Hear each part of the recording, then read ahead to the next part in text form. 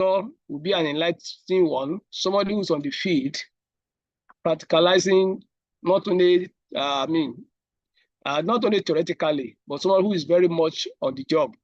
We'll be here to discuss some things with us. And I'm sure all our guests who are very experienced in their various fields are here tonight to put their own input into discussion, to have a robust one that every one of us at the end of the day, we know that we don't waste our time. We know that we are taking something home. So tonight I want to welcome our chairman, who is an alumnus of this department, Professor Solomon Iwigbo of Nnamdi University over there in the Anambra State. I want to welcome our chairman, our special guest of honor, Engineer Dr. Akinshola Ajayi, another prominent alumnus of this department who graduated some close to 30 years ago now. And they have been doing well. They have been a very good supporter of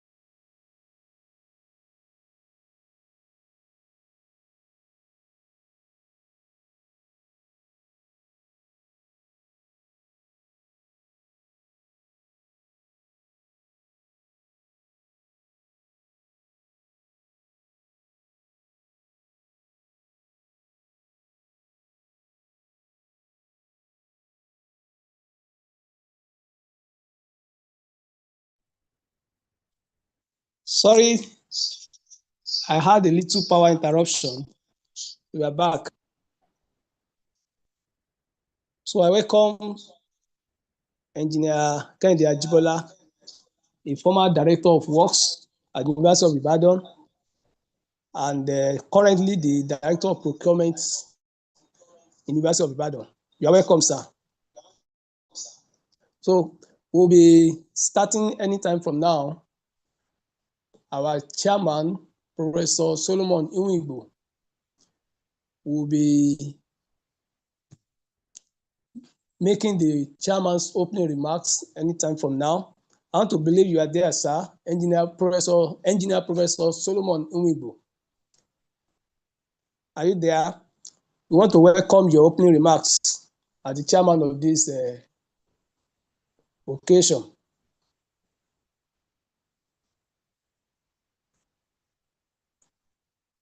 Professor Iwigbo.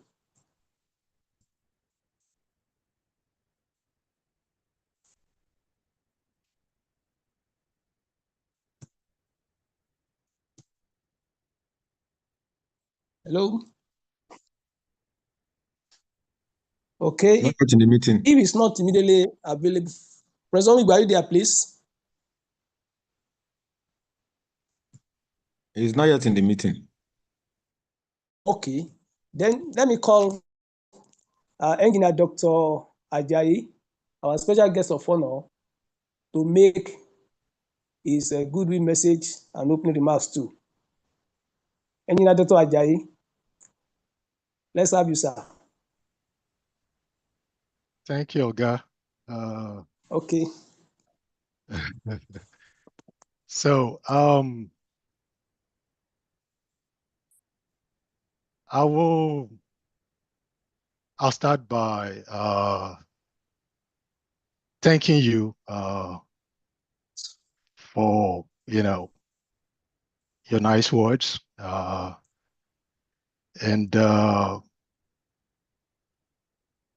want to say hi, good day to everybody on here, wherever you may be. So good day to the faculty, uh, industrial partners, fellow alums, uh, students, and friends. As Dr. Kolawole said, my name is Akinshola Ajayi, and it is a privilege to join you here today as a proud product of this great department. Even from a distance, being part of this gathering brings back a strong sense of connection to a place that shaped my foundation as a procurement professional. I know my name is kind of listed on the program, and it's got some, fancy title on it. So out of respect for due process, I want to categorically state here that my participation here tonight is personal and in my professional capacity, not as a US government official. Okay, so getting that out of the way, let's talk about today's lecture. So engineering procurement, strategies for sustainable project planning. This addresses a topic that is both timely and essential given the state of the world today. It highlights a persistent gap between procurement and project delivery and emphasizes the strategic role engineers must play in bridging the gap to ensure viable and sustainable projects. Back in the days, procurement is typically called, a backroom activity. Procurement is no longer a routine administrative function. It is a structured and strategic process. I've seen this in various places across the world. The focus on strategic procurement planning reminds us that early decisions on things like materials, suppliers, cost models, timelines, and even risk shape long-term outcomes. Understanding the basic procurement processes and steps equips engineers to contribute proactively and responsibly at every stage of project planning. As a matter of fact, to be honest, they cannot do without engineers, in procurement planning. Equally important is the emphasis on the engineer's role in sustainability. Today, engineers are called not only to design and execute projects, which is, that's basically what we're known for, but also to influence procurement decisions that determine environmental impact, operational resilience, and community value. I am also pleased that this lecture looks ahead to the future of procurement, where innovation, digital tools, ethics, and sustainability will guide how we plan and deliver projects in a rapidly changing world. And it's very rapidly changing. I wish you all a truly enlightening and productive session. And may the insights shared today continue to strengthen the culture of excellence that this department, and also by extension, the university, proudly upholds. Thank you. Well, thank you, sir. We really appreciate your contribution and your short remarks. It's already showing us the kind of, it's pointing to what we likely meet today. Your brief remarks has given us some insights to what procurement is and its valuable place in everything that we do. Thank you, sir. I want to know whether Professor Onwigbo, our chairman, is online now. Are you there, Professor Onwigbo? If you are there, you can come up for your remarks.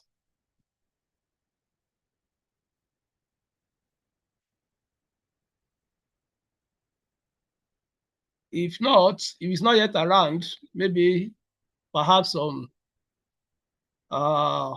maybe internet challenge or power will meet us along the line.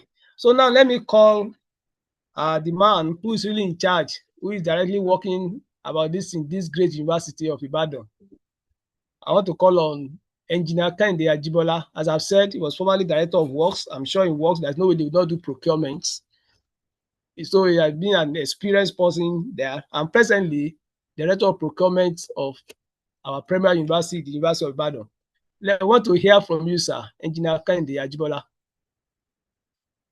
Kindly unmute yourself, okay?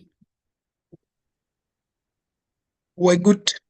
For those of us in Nigeria, I say good evening. For people all over the world, I think I will just make it open, and whether in the morning, I say good morning. If you're in the afternoon, I mean, just assume I'm saying good afternoon. It's a great privilege to be part of this event, because the discussion today is particularly germane. And in Nigeria particularly, because in Nigeria of today, procurement is becoming an issue that's becoming more and more popular. In the public space particularly, the government is becoming more and more aware of the importance of procurement. I mean, not just as a routine administrative exercise, just like the last speaker has really remarked, but it's been seen as something that as a strategic issue that has to be given all the attention that it deserves. And I want to thank the organizers of this event, the Department of Industrial and Production Engineering, University of Ibadan. I think you deserve kudos for this insight and foresight. And I just want to pass a very brief comment. Now, when we look at the issue of procurement in Nigeria, I want to talk about the public procurement. Now, in Nigeria, the Bureau of Public Procurement has been set up to oversee, to supervise procurement in Nigeria. But I want to draw our mind back a bit as to the history of these in Nigeria. When we look at the procurement issue in Nigeria, the public procurement particularly, it was emphasized more as a tool to fight corruption. I remember that it started getting the real attention, the structure during the former President Olusegun Obasanjo. And that time it started as an administrative unit, as the due process unit and all that. And eventually we're having the procurement bureau backed by law. And when we look at how the Bureau of Public Procurement, how they define procurement and the KPI, so to speak, of a good or a proficient procurement is very instructive. And I will just mention. Now, if you look at the Bureau of Public Procurement document, the procurement manual, when we're talking about, when they talk about a proficient procurement, they use 6 parameters to describe it. They say a proficient procurement is one that is, that fulfills economy, that is efficient, that is fair, reliable, and it's transparent, and there's accountability. Now, when we look at these parameters, they are very, very perfect, particularly in a nation that has been established that much of corruption comes through procurement fraud and inconsistencies. So the attention was more on stemming fraud. It was more on addressing, on reducing costs of products, and which is very commendable. But looking, from experience in procurement, and of course, considering the global standards, we know that procurement is more than just reducing the cost. It's part of it. Economy is really, really important. It's more than just having an efficient system. But we know that procurement also, there's an aspect that is very, very important that we have to carry along, and that is sustainability. When we are talking of sustainable procurement, we're talking of a procurement that addresses the issue of environment. We are talking of a procurement planning and processes that addresses the social order. We are talking of a procurement system process that addresses, of course, economy is always involved. And when we are talking of being able to address all these issues, the person that will be able to address it must be somebody who has the technical know-how of the processes involved in that project that's being procured. And that is what places the engineer very strategically. That is why it is impossible to have a sustainable procurement without the input from engineers, because they have, for physical projects, the engineer is trained with the skill. He does the design and all of that, so he knows the processes, and they can be proactive. So in planning procurement, the engineer must be involved for us to ensure sustainability. And that is why a discussion like this is very, very important, so that, because right now in Nigeria, I'm deliberately focusing on Nigeria because that's the immediate environment which we want to address, and we intend that even lectures like this should shape even our national perception, our national order, our national policies. So it's deliberate. I'm focusing on public procurement in Nigeria.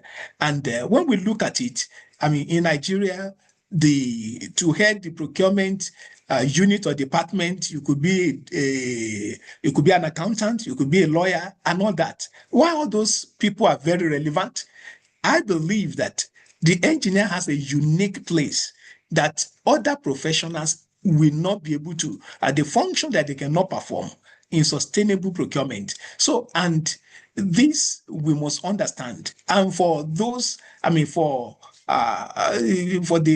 those who are involved in the training of engineers, I remember I had a discussion with the Dean of the Faculty of Engineering last year, that's early in 2024, about the training of the engineers, about the curriculum, a need to include in the curriculum for the training of engineers even something on procurement, sustainable procurement, so that every engineer is equipped with at least the basic knowledge of procurement, both the public procurement and procurement, sustainable procurement generally, because it's becoming an issue. And if other professionals invade the space and the engineers are pushed out, at the end of the day, the nation will pay for this, because if we over concentrate on just the cost and we do not address the sustainability, we're going to have issues in the long run.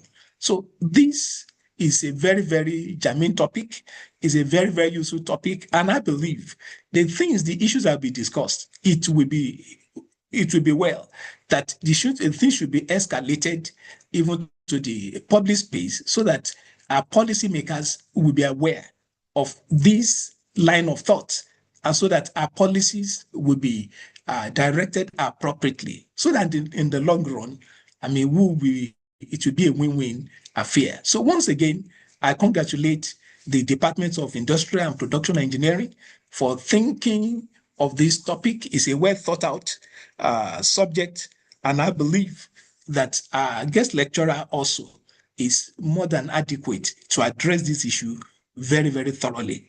So on this note, I say thank you, and I believe that we're going to have very good and robust discussion. Thank you.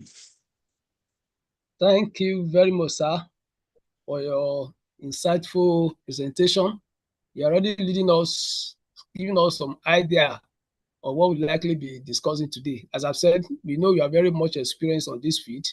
Your line of thoughts will be beneficial. It's already beneficial to you're already having some inputs. I mean, you're already learning one or two things. You are taking us to the Nigerian government's procurement acts, which have been in place.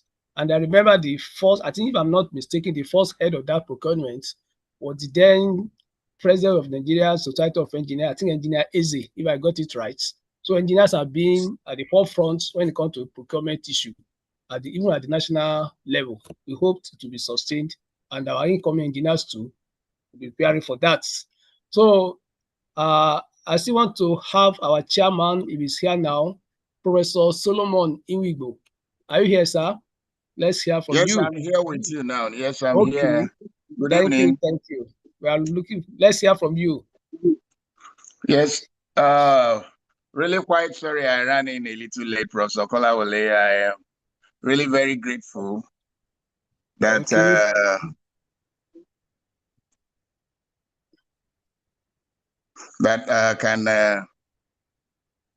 I can listen to the program, and I've joined successfully. It was a little hectic because my location is a little off the town for now, and there is a reason. So I wish to thank all of us that are able to join today's procurement. Chairman, please, who might see your face? Chairman, who might see your face? Please put on your video.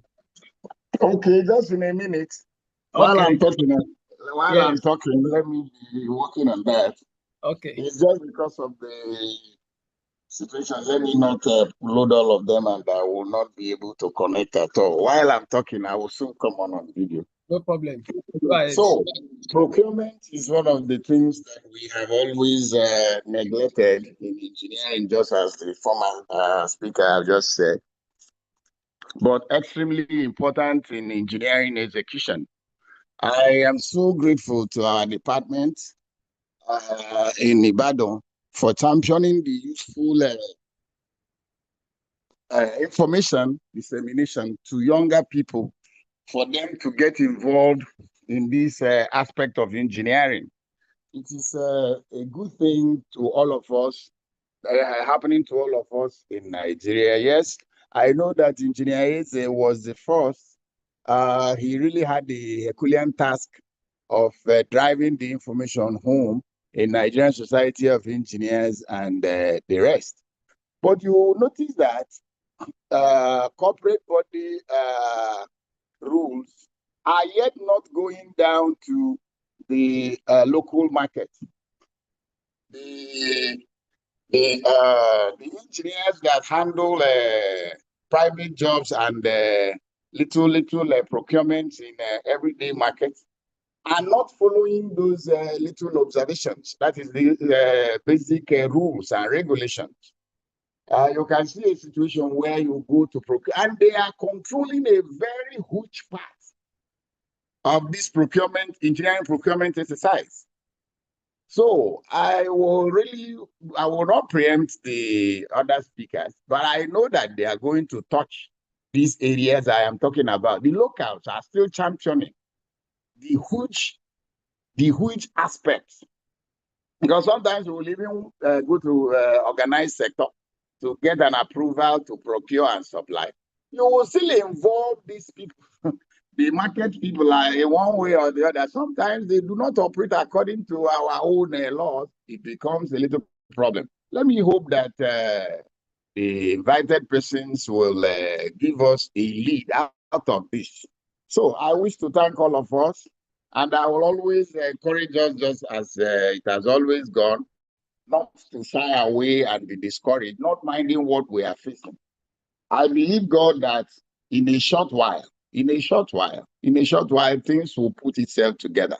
I know that it is our perseverance that will eventually give us an identity. Thank you very much for this wonderful organization. And I also thank the organizers for having me as a chairman. Well, I wouldn't know if I will have another time to talk. I want Brother Victor to send me the account number for running this program, even if it is a token, not minding how small. I will send that across so that we will be sure that we sustain this exercise. Thank you very much.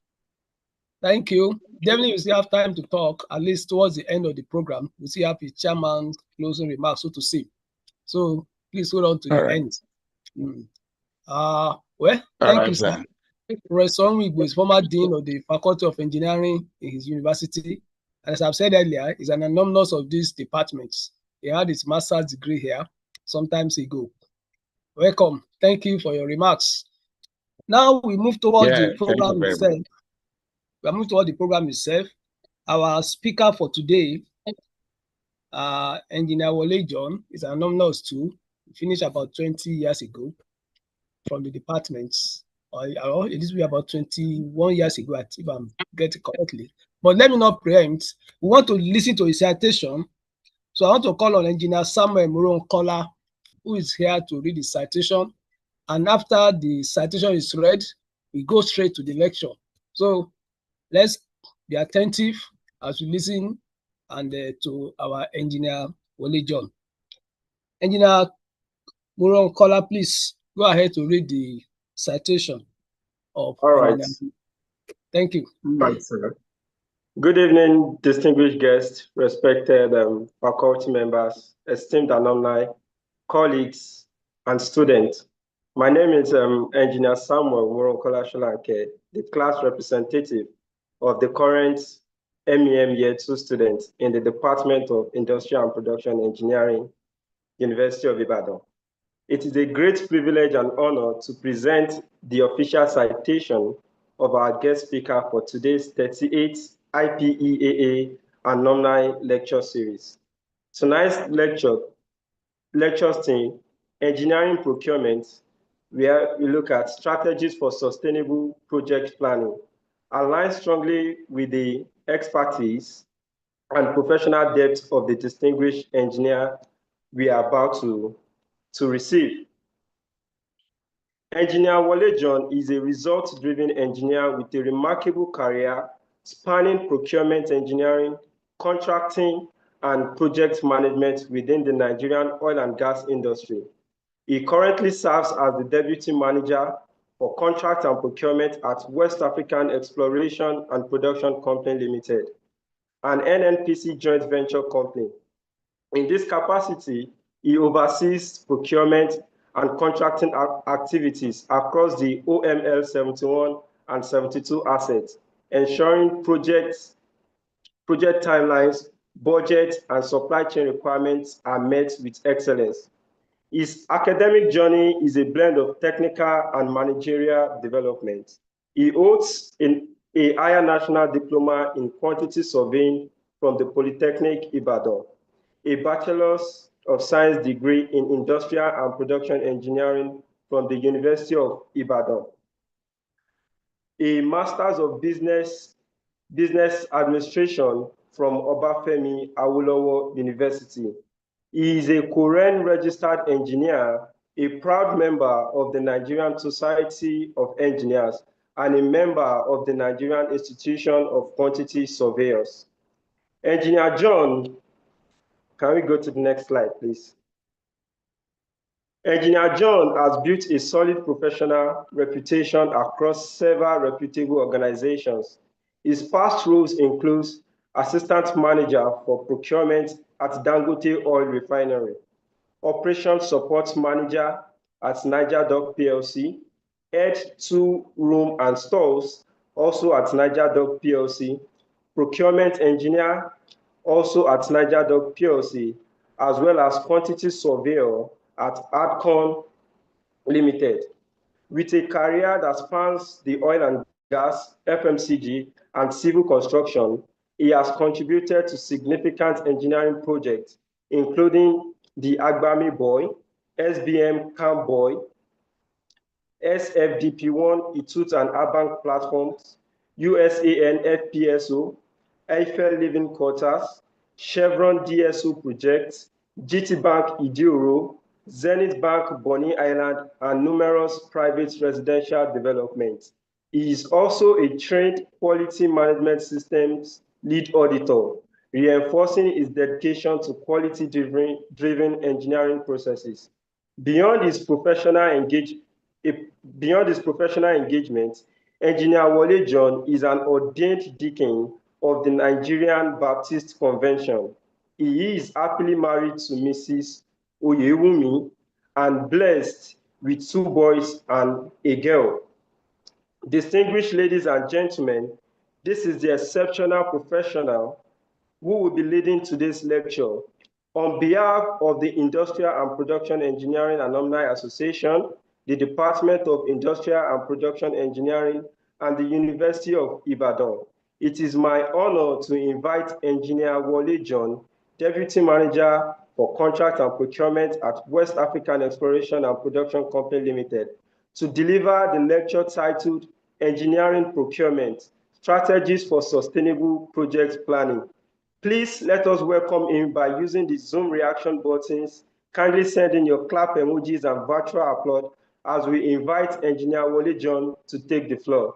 Engineer John, sir, the floor is yours. Thank you so much, Engineer Shulanke. I'm grateful for that citation. Good evening, sirs. I want to stand on all existing protocols. I want to appreciate my HOD, Professor Victor Oladokun. Thank you so much for this opportunity. All my professors on the call, I want to appreciate most especially our chairman of today's occasion, that's Professor Solomon Onwigbo. Thank you so much, sir, for making out time out of your very busy schedule to be here. I want to thank our special guest of honor in person of Engineer Dr. Akinshola Ajayi. Thank you so much. We know, notwithstanding the time difference, you had made up time to be here. We thank our guest of honor, Engineer Kende Ajibola. You know, I was looking at all those that were called on the list today. I said, okay, I'm happy that they are bringing people that we are doing virtually about the same thing. And to the moderator, my very good own brother, Dr. A. Kolawole, thank you so much. I want to sincerely appreciate everyone that has made time to be here, all engineers on the call, all our doctors that are here, colleagues, family, and friends. I observed, I must not start without also observing the fact that I'm happy to have my past HOD and one-time lecturer from the Polytechnic Ibadan, Dr. Babatunde Dosumo on this call. Thank you so much for making our time. I've seen quite a number of family members and friends also from all around. Thank you so much. I have seen my mentor in the engineering field, Engineer Tayo Akintola. Thank you so much. I'm very happy to have every one of you here. I've also seen my HR on this call. I have colleagues from the office that are also joining this meeting. Thank you, HR. Thank you, every member of West African EMP on this call. I'm grateful. I see friends from within the country and outside the country. Thank you so much. I see my professional colleagues and members from UI also. I see all of you on the call. Thank you so much. Oluyemi Ogunyemi, one of my very good mentors also in the procurement industry. Thank you so much for making our time. I would not waste too much of our time. I would like to utilize judiciously the time that I've been given. But before I go on to the topic that we have before us today, I would not but want to appreciate one person that has done me well this evening. And that is in person of my wife. Thank you, Oyewumi, for also being here with the children. Today is her birthday. I actually ought to be at home with her today, but she has given me that time to come up here and do justice to the topic that has been given to me. So thank you, Oyewumi. God bless you and grant you many more years in Jesus' name. We'll move on to the topic of today. When I listen to our guest ministers, our guest speaker, as well as the guest of honor and the special guest of honor this evening, it was as if they had peeped into what I'll be discussing this evening, and they had said most of what I'm going to be saying. But it also gave me joy that I'm not out of place with what we are going to be discussing this evening. Because if they had not mentioned some of these things that I have on the slides this evening, then I would know that maybe I'm going the wrong direction. I would want to start by giving a disclaimer that I will be using quite a number of visuals for today's presentation. These visuals are not actually my propriety, but they are just to help us address the issues that we are going to be looking at this evening with regards to engineering procurement strategies for sustainable project planning. Yes, engineering procurement. I love the fact that it has been said to us this evening that we cannot talk about procurement and not think of engineers in it. And as we go, industrialization grows every nation. And when we talk about industrialization, we need to look at who are those that are behind the industrialization itself. We will not talk of industrialization if we leave out the engineers. So if we are looking at how we want to grow our nation, Nigeria, then we are not out of place looking at engineering procurement this evening. I will say a little bit of how I got into this field. You would have wondered, last week I was with some of our final year brethren in UI, and we were discussing, after all the work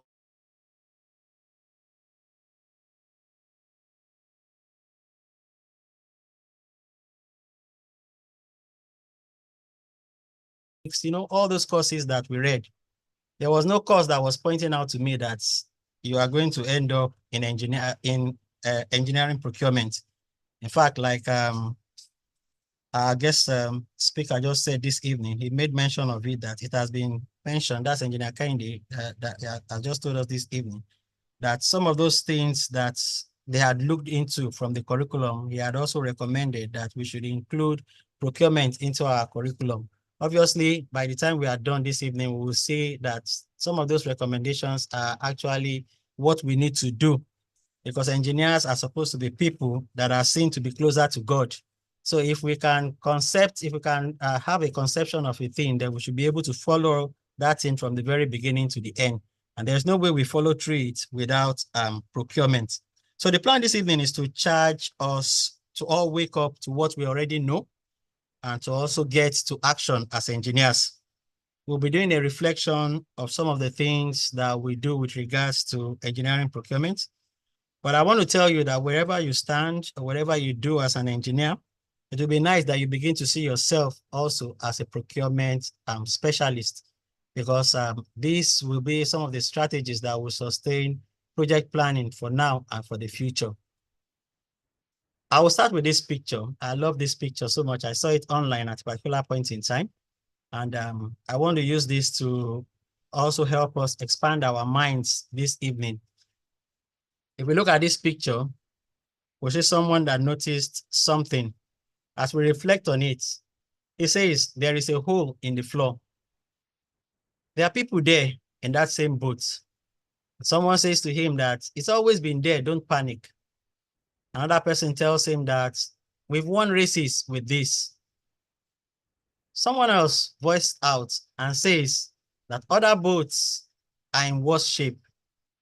And another one just tells him that if you don't like our boats, you can leave. These are all voices we hear all around us on a daily basis. These are voices that challenges virtually every one of us with what we do. But how do you see this? How does it reflect to you? How does it point to you? It's another question that I would like, it's another poser I would like to leave us with. So which of these best describes you? Are you one that notices the whole? Or are you one that just pushes others away even when they have noticed the whole?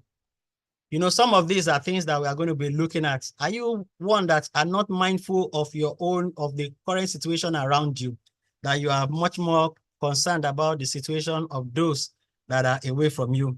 I'm happy that Engineer Kende Ajibola helped us he brought this much more closer to us at home for us to look at it with regards to the topic that we are looking at. I want to take the quote from Benjamin Franklin that my HOD used this evening. He says, the bitterness of poor quality remains long after the sweetness of low price is forgotten.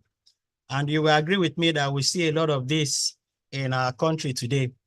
We see a lot of activities that are done even by engineers, but they are done out with poor quality. They are done that they are not sustainable projects. They are not projects that we can point to after a while. And that is because some things have been missing. So we'll try by God's grace as we go through our topic this evening to try and look at some of these things that are missing and how we can also take note of them and take good cognizance of them. Engineering procurement. Engineers are solution providers wherever they find themselves. And I'm very proud to be an engineer. I want to tell us that as engineers, we are all out to challenge ourselves and to challenge our community, challenge those that are around us. But how are you seeing that? Are you a solution provider or you add to the problem? So let's look at engineering procurement. I will try to do a definition of some terms, which of course are not far from us. And then I will go straight to also trying to look at the process that we will be talking about. So procurement in engineering refers to a process, and I will want to hammer or stress on that process because we're going to be seeing more of the process this evening. It's a process. It's not a one-off thing. It's something that is done over time. And when we call something a process, it means that it's something that we build upon. It's something that we develop. A process of acquiring goods, services, and materials needed to complete engineering projects. And virtually, I was looking at it that, would I be wrong to say that all productions involve engineering? So if all productions involve engineering, I would also not be wrong to say that all projects have an element of engineering. So engineers are concerned in virtually all the projects. But what are we looking at as key to us this evening? You know, in our engineering procurement, three things stands out: time, cost, and quality. And so for every effective procurement, you must get to that point that we ensure that we have achieved the project, having all the necessary resources delivered on time, not after when it is needed, delivered at the right cost, not a cost that strangulates the project and with the required quality. You know, if any of these three is missing, then we have not completed our engineering procurement very well. Like I said, procurement is a process, so we're going to be looking at some of the basic steps that are involved in this. And I'm glad that some of our speakers in the earlier series have touched on some of the things that concerns us as engineers, or some of the things that concerns us with regards to what we are going to be discussing this evening. So procurement engineer versus a buyer. Someone said to me of recently, he said, "No wonder, I never knew that you are an engineer." I said, "Why?" And the person had taken note of the way that we had interacted.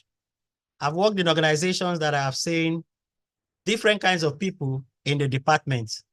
And when we were being introduced also to this department, you know, engineer told us earlier on that we have accountants in it, we have lawyers in it. In fact, many a times we've had lawyers lead in that department. We have people that did economics in it. We have people from the business admin, marketers, different kinds of people come around into the department.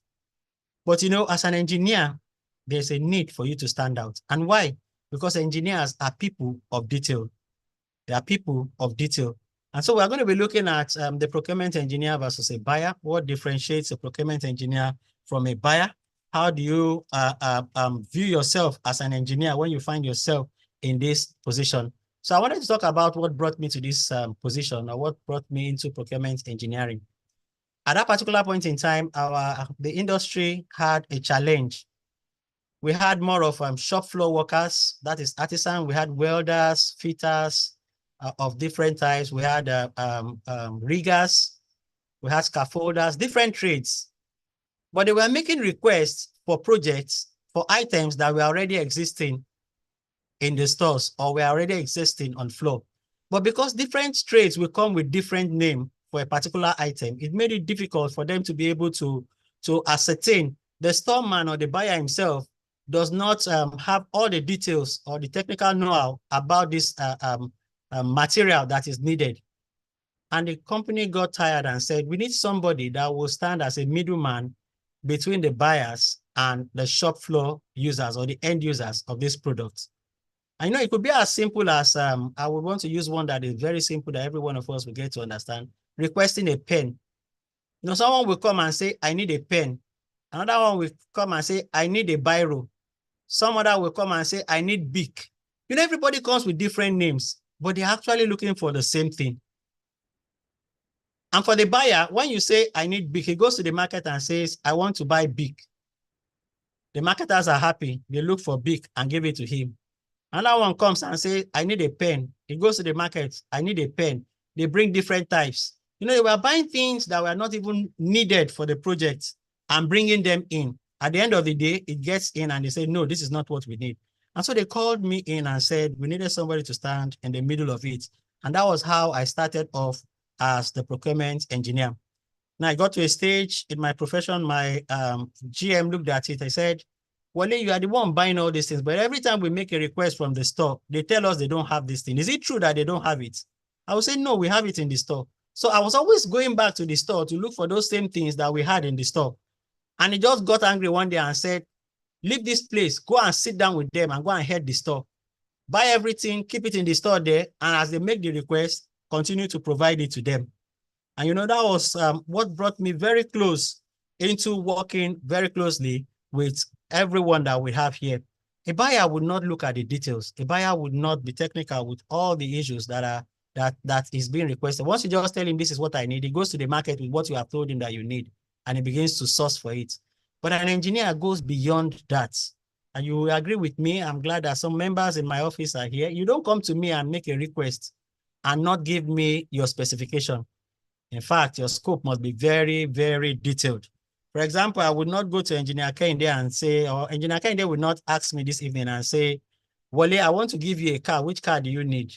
I would not say Toyota or tell him Jeep. I'm not giving him anything. You understand? But that's the way that some of us identify items. We do not give a complete specification that would make it easy for someone that needs to get those items to go to the market to source them. So a buyer does not have all that understanding. And I'm happy to say that engineers are best fit for this. I doubled down with my quantity surveying, which of course helped me so much with material specification and my specification writing. So that made it easy for me to also know how best to identify our materials whenever we needed to deal with any of those materials. I remember so much in the MCMS, that's material coding. It was easier for some of us to make those coding than for most of the others. So procurement, like I said, is a process of sourcing, purchasing, receiving, and inspecting all the goods and services your business needs to operate. You know, somebody told us once when we were in school, he says, if you ask me that what is procurement, you say procurement is a management act. And I'm happy that the industrial and production engineering has also brought in the supply chain management into their program. And we see the MEM people that are doing this engineering management in lines like this. So a friend was asked when we were in school, what is management? And he says, management is all the things you do that has ing. So as a procurement person, you are also managing activities. If we say procurement is sourcing, it's a management activity. It's not something that you do once and forget. Purchasing is a management activity. Receiving is a management activity. Inspecting, you say we also have all the ing activities going on even in procurement. So it makes it more of an item that is a continuous kind of a thing. There are basically 4 types of procurement in every organization that we find ourselves. We have the direct procurement. And when we talk in terms of the direct procurement, we are looking at where we procure raw materials for an industry. Take, for example, I would procure sorghum, millets for Nigerian breweries to use. It's a raw material that they need to produce what they produce. And, you know, my brother was telling us, Engineer Rauf Badijo, yes, if I got the name, in some of the series back, was trying to explain to us or help us to see the challenges that we have in the intra-African trading or trade zones. And, you know, so it tells us that it is something that you do over a time. And so we are going to be looking at it. And that's why the topic, when we brought about that topic and put strategic in it, it tells us that it's not a one-off kind of an activity. So if we are looking at strategies for sustainable project planning, it must be things that are planned long ahead, things that are planned that are done in the long time. Every time we talk about strategies, we are looking at a long-term process. So I go on with the different types. The indirect procurement, we do a lot of indirect procurement. Virtually every organization would need some items that will support their production or that will support their activities. Those are the things that fall under the indirect kind of procurement. The goods procurement, the services procurement, all of these also are types of procurement, but depending on what we are going to be doing, that's how we classify each of them. And I want to use a very classical example of these procurement activities as I move on. The role of a procurement engineer. The role of a procurement engineer, the first thing that we see there is the technical expertise. And you know, when engineer was talking, you also made mention of it. When engineer doctor also, Dr. Ajayi also mentioned, he was trying to help us see that we need to close the gap between projects and between procurement and project engineering. He talked about the roles that engineers play. And I remember that one of the sessions that we also had, I was there when one of us was trying to help break what are some of these technical expertise that are expected of an engineer. If I call myself an engineer, there are things that we ought to see. There are things that we ought to see. So for example, okay, I think it was Dr. Dikpo Olaiton that was discussing that to us. So an engineer is expected to have the technical expertise to talk about the details of an item, specifications of an item, scoping of an item. Some of these they might sound very little, but they go a long way in helping us to get it right. If we miss all of this, then we miss it. Another role that we see that a procurement engineer plays in every organization is to minimize cost and maximize the output. And here, cost efficiency is all about the process. It's all about the process that is inputted into whatever we are doing. And the third thing that we see there, and you know, this is another area of expertise for Engineer Dr. Ajayi, risk mitigation. You know, there are potential risks everywhere. All companies face risk. There's virtually no company that faces risk. But as an engineer, you should be able to identify the risks that we have in every operation that we undergo. You must also be able to assess this risk and analyze them. You must also be able to make ways or mitigate, find ways of mitigating some of this risk. Then the monitoring and also the review, which makes it a continuous process of improvement. I will stop here and talk a little bit about some of these being put in place. Recently, we needed a junction box that would work offshore. And we sent out the specification for this junction box. We said we needed an ATEX spec, stainless steel. We gave the size of the footprint that we expected, and it went out. You know, one of the buyers said, I got this, this item. And by the time he reverted back to me, I said, this cost is really ridiculous. All the costs that I've gotten within this range, at least from our own in-house estimate, is very far from this. We were expecting in the range of millions, and it was given in the range of 100,000 plus. I said, okay, you know what you would do? Hold on to the item. We will send the QC to come and look at the item and ascertain that the item is what we need. I said, did you read my specification? He said, yes, I read the specification. That we got is just a little bit bigger than what you asked for. I said, a little bit bigger. I started to have fears. And by the time we will send the QC to go check the item, we asked for ATEX spec, we asked for stainless steel. The person was giving us a galvanized. The footprints, we gave the dimensions. The dimensions were specified, exact. He gave us, in fact, far larger than the dimension that we had given. And by the time we said, why did you waste our time coming here to look at this? He said, that is what is in the market. And you know, that is what we see when we put people that do not have that technical expertise in that, or when we leave people, let me not say when we put people, when we leave people that do not have that technical expertise in this. You know, I'm not ruling out the fact that we have people that are not engineers, but have grown over the years in that profession. At least I have one of them here with us. He's not an engineer, but he just had a passion for this job.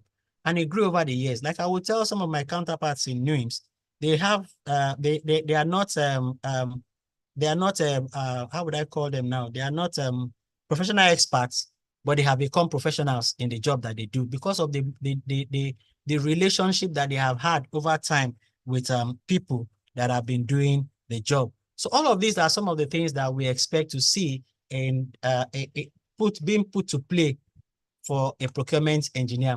Now, I said procurement is all about process, and I will try to spend some time running through this process of procurement. Now, if we go to virtually any industry, we have basically 7 to 9 steps that every organization or industry would be using when they go out for procurement processes. And I will spend a little time to look at this. Procurement is a fundamental aspect of engineering projects, encompassing the acquisition of essential materials, equipment, and services required to bring a project to fruition. The first step that we have there is identifying which goods and services the company need. Now, the first thing is an identification. Somebody sees that there is a gap somewhere. We need this item, we need that item. It comes up with a material request or a service request as it may be. You know, we have different formats that comes with different organizations, but something is key about all of the formats that come. You must make a request. There must be a kind of request note that tells exactly what you are looking for. And that request note, depending on how the organization is structured, it could either go to the store, go to the tool room, go to the warehouse, or it could come directly to the procurement engineer. Now, for many times, we work with people we call the duets. And when I call the duet, people in the procurement department work with people that are in projects. So I would have somebody that is in the wells, a petroleum engineer that I'm working with, that I'm serving to procure his items for him. Or you have somebody that is in the soft, you have somebody that, not somebody that is that stands like a link that brings all of the requests. We have a direct link from that department that comes to you to make that request. Even up till admin, you will have somebody in the admin that will say, we need this stationery, we need that stationery. IT2 will come to you. There must be somebody that is the link that goes to the procurement. In virtually all the organizations that I have worked, you have somebody that is called the duet. So the duet identifies what they need, and they come to the procurement person with that need. You submit what we call a PR, a purchase requisition. It states the items. I'm going to be showing us a demo of that. It's the procurement requisition. We thank God for the improvement that has been coming into the industry. And so we will have various ways by which we raise our procurement requisition. For industries that are not very large, they might be raising theirs maybe in the manual way. But, you know, with the introduction of ERPs, it has simplified the process whereby most of the organizations are working with different kinds of ERPs to help simplify this process. So it's been made electronically. And we are going to see that this is also the future of procurement. Sustainable procurement, that is part of the future of sustainable procurement. So you get your purchase request, you send that in. The purchase request gets to the procurement person who assesses it. Then he also assesses which class this falls to. Normally, we grade our vendors into different classes. It is not the same vendor that we expect that does electrical that will do stationaries. It is not the one that does stationaries that you would also do, say, would do marine, for example. So we class the vendors on their area of specification.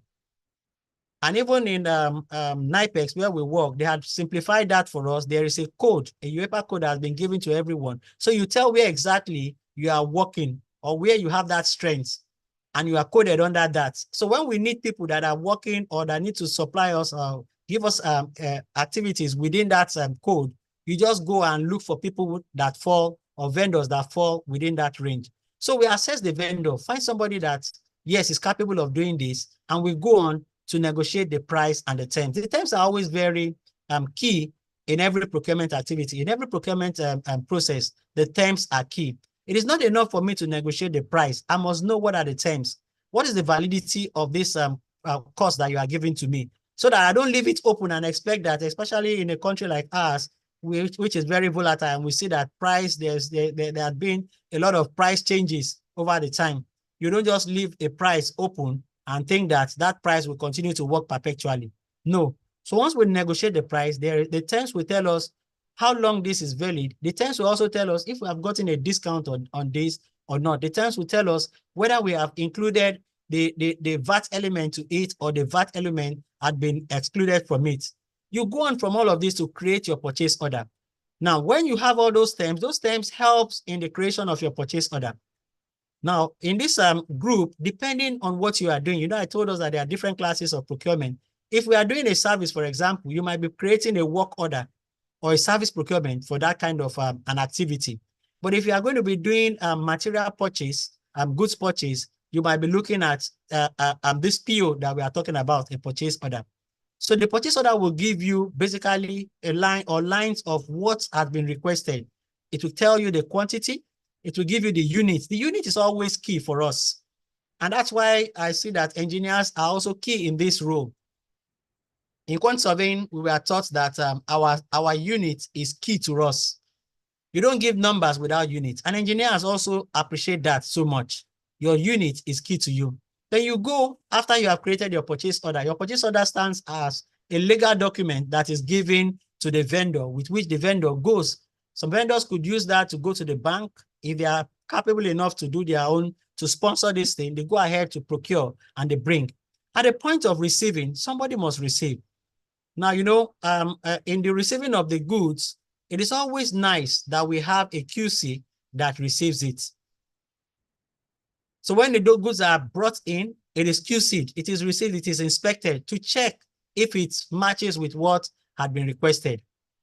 For most of the organizations that I've worked, we also invite the end user or the requester at the point of receiving the goods, so that you have not finished receiving, because we have had many instances where people receive the goods and think that, yes, this is what has been requested. But at the time that it needs to be used, you notice that it is far from what has been requested. Recently, we made a request for gauges, pressure gauges.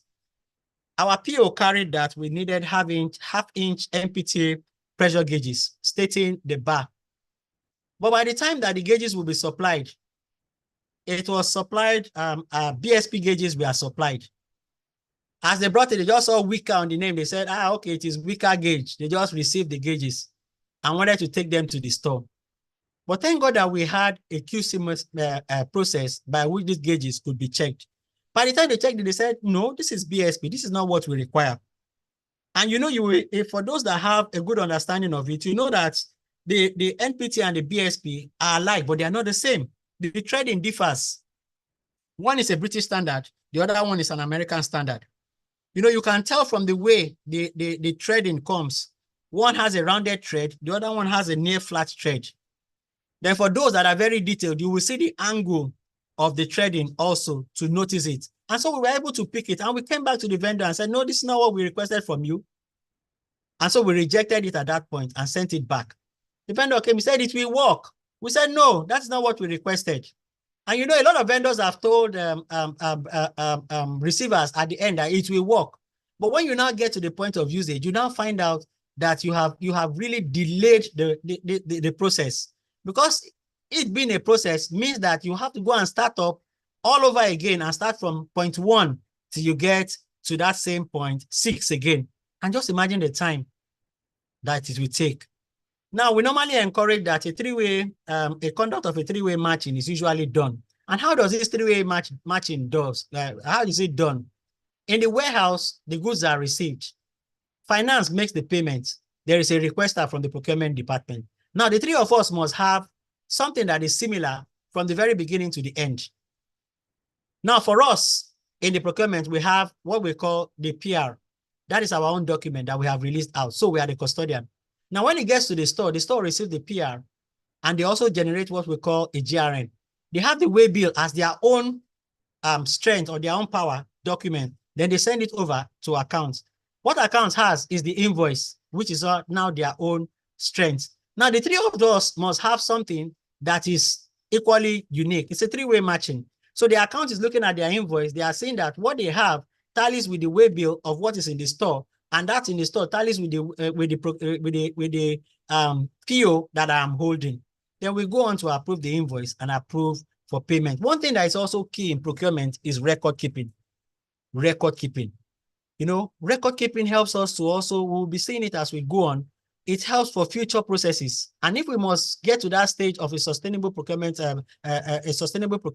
then we must be very good with record keeping. Thank God that we have gotten to a stage where there have been so many other means by which this record keeping has been achieved. For example, companies that use the ERP have simplified it a lot. I remember when we used Orion will show us a picture. You can see a flow from the beginning to the end. You could tell the number of your stock level as it is depreciating, you could tell. But now even with this SAP, you know, SAP has even gone further. It can even beep. It can give you alerts as to when your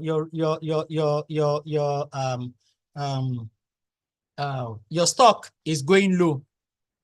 So why is procurement important? Cost efficiency, I talked about that earlier on. You know, it's all about a process, and efficiency is all about the process. We want to look at, when we are looking at efficiency, we are looking at doing it in a way that optimizes the resources. And for budget control, ensure that we have not exceeded our budget and we are within the range. Ensuring that quality standards are met, our QCs, timely delivery and project efficiency. Minimizing project risk. I'm also watching my time here. Then also one thing that we also see that makes it important is your supplier relationship and long-term value. In procurement, you must be able to build that relationship with suppliers. We're also going to see that as we go further. I spent a lot because this process, we need to understand the process in anything that we need to talk about with regards to procurement. Now, challenges that we face in engineering procurement, suppliers' reliability. When you think that you are having the supplier, that is about the time that the supplier begins to mess you up or begins to do things that you did not expect. Regulatory compliance, you need to comply with the regulatory expectation at all times. Obviously, we know that procurement works within a budget constraint, and so you must always be within that budget constraint. Get the pricing right at all times. Then we also noticed from previous topics that we have also looked like, we have seen some of the disruptions that are being faced in supply chain. So you must also be able to guide against this. I'll just run through some of these common strategies to achieve good procurement processes. We need assessment and procurement planning. We need to plan. If you fail to plan, you plan to fail. So we need to submit procurement planning and procurement records to relevant authority. You know, in our own establishment, we would always ask for your procurement plan for the coming year. So it tells us that you have made a plan. You know what you want to do for the coming year. So we look at which ones are the long lead items, which ones are the materials that we can get within time. So we need to develop a solicitation document and criteria for selection of bidders, people that you would go to the market to, those that you would come across from. You know, this is actually some of the standards from the Bureau of Public Procurement. Advertise in national dailies to give a fair chance to people. Invitation of credible people whenever you are going to open or go through your tenders. Our submission must have fixed date for all bidders, not that some would have submitted now, then later others will be submitting after you have seen what some have done. Our bid opening process must all take place at the same time. We have the evaluation. This could be in the double envelope tendering process where you have your technical being viewed first before you go into your commercial. We have different processes for going about that. Then the award. Then it's always very good to debrief vendors whenever you work with them. I want to apologize. You know, I did not take permission from my organization to display this. So if you see the first one, I made it blur. It was intentional so that we don't know. I don't know how far these documents will go. And somebody will say, why did you put my own out there? Why is it my own name that is showing? Why is it this? So I'm intentionally blurred that. But you know, we have prototype documents that are being generated, and I just took some samples to show to us. The first one is generated from SAP. And you know, in all of these documents, what makes it a legal document is that we have a legal entity. The company name is showing there. We have a reference document number to every of the documents that we do. We have a description of the items and the justification why you need those items. We have the quantity, we have the units, we have the input. You know, for like I was telling us in record keeping, from here now we will see that SAP would help you to tell, have we done this before? Do we have a last supplier? When was the last PO date? How much did it cost? When did we close out on this PO? You know, it will give us all the information that will help us to market. In fact, that will help us in our in building our estimates whenever we go to tender. I also put here a sample of a procurement requisition form and the things that it carries. You know, our UEPA coding, I will talk more about that because it helps us to charge rightly every time that we make a request. Every time that you bring a request to me, you must have known, where am I charging this to? Is it on the project? Is it an indirect cost or is it a direct cost? Some of these things are things that we look out for whenever we are doing. I want to pause, you know, I did not put a contract document here to show, but we know what a contract looks like, a document binding and parties together. We would have the signature, we have the entity, the legal name also being put there. Then we have the tender board document also that is being used. This is like a summary to explain to the management or to explain to the upper management what exactly you want to do with that. The next slide that I want to go to, I want us to just take a pause and breathe and say some things about procurement. I want to say some procurement related matters. The first one that interests me there is this one on Hilda Bassi that we all know so well about. It was in the news that pot breaks as Nigerian chef attempts to cook largest jollof rice dish. And when I saw this, I took my time to also look into it. Obviously, we agree with me that an engineer was involved in the design of that pot. Somebody designed that pot to them, but the person did not get the full scope. And that's where an engineer comes to play. I did not have enough time. You know, I looked through that pot. The pot was kept for those of us in Lagos, where you are driving through Bagada, going to climb Third Mainland Bridge. It was to the right-hand side, just before you climb Third Mainland Bridge. You will see the material of which it was made of, aluminum. Then you would have asked that. The person was thinking that, okay, I just need a material that will quickly heat this rice to boil. When they were giving him the specification, they just told him, we want to cook rice. And he looked at something that, okay, what is the size? If we put this, if it swells this much, what is the quantity? But he forgot. Nobody put it to him in the scope that we are going to be weighing this. And so we will need to lift this pot. If he had been given the full scope of what he needed to do, he would have known that I needed to prepare pad ice at some junction. So the reinforcement that I would have had or the kind of material he would have used in making this pot would have differed. So he did not get a full scope. And so when they got to that point of lifting, they had a challenge of where exactly we are going to hook up to lift. And by the time they tried to lift it, they noticed that the pot was folding in and it was breaking up and they had to stop. I'm sure that they would have gotten a better measurement from the crane that was used on that particular day if all of these were put into place. And that's why we say that engineers have a great role to play in procurement. They didn't just wake up one day. It was planned. It was a thing that was planned over time. And we're going to be seeing who are those that are really involved whenever we talk about strategic planning for procurement activities. The next thing the next slide or the next picture we have there is EFCC talking about procurement. EFCC says things to know about procurement fraud as Nigerians. So it tells us also that in every procurement, procurement sector, there are also possibilities of fraud. And what did we see that Ola Olukorede was trying to talk about there? He was actually pinpointing some of the things like bid rigging, where we rig bid, we collide with predetermined winners. We don't give fair chance to everyone.